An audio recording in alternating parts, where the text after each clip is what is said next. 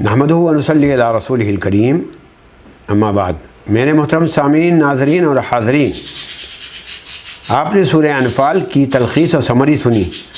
اسی صورت کا ایک ضمیمہ ہے۔ ضمیمہ کا مطلب یہ کہ اسی سے متعلق ہے، تو اس لیے ضمیمہ کہا جاتا ہے، بلکہ اس کی ایک وجہ اور بھی ہے۔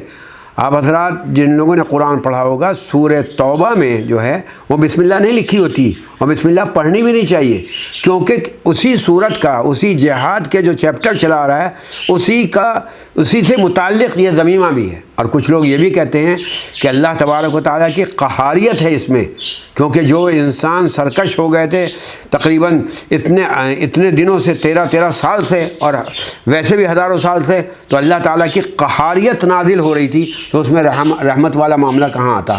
بہرحال یہ سورہ توبہ میں بسم اللہ الرحمن الرحیم نہ پڑھنے کی وجہ بھی ہے، اور ساتھ میں یہ بھی بتا رہا ہوں کہ سورہ توبہ جو ہے وہ سورہ انفال کا ضمیمہ ہے۔ تھیم کیا ہے؟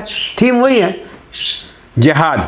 دفاع کے علاوہ ایک تو جہاد میں نے بتایا تھا کہ ڈیفینسو ہوتا ہے، ایک آفینسو ہوتا ہے، تو دفاع کے علاوہ ایک ایسا آپریشن ہے جو ہر مخالف، یہود، نصارہ، منافق، سب کے لیے، جس کا شرک جو ہے اور کفر ناسور بن گیا ہو، یعنی کینسر کا مرض ہو گیا اس طریقے سے، تو آپریشن کرنا پڑتا ہے نا، تو ضروری ہو گیا اس میں مسلمانوں کی بھی تربیت کی گئی۔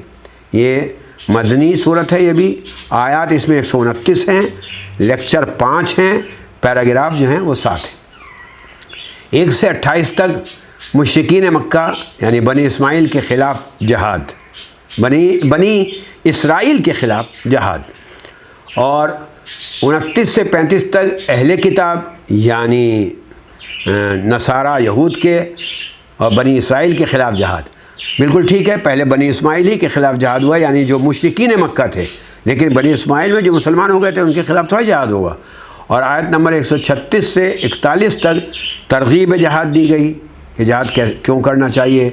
ترک جہاد پر سرزنش بھی کی گئی کہ آپ جہاد چھوڑ کے چلے جائیں، جب آپ ایک پارٹی میں ہیں تو اس کا پورا پروٹوکول جو ہے مکمل کریں۔ آیت نمبر 42 سے 127 تک بڑی طاقت اور اس کے نڈر طاقتوں کے خلاف، منافقین کے خلاف جہاد۔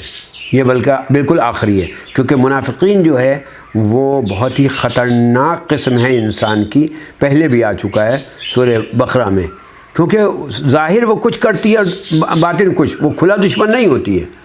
آیت نمبر 128 اور 29 میں رسول اللہ صلی اللہ علیہ وسلم کی خیر خواہی کی قدر کی گئی۔ یہ سورہ توبہ کی تکمیل ہوئی، الحمدللہ۔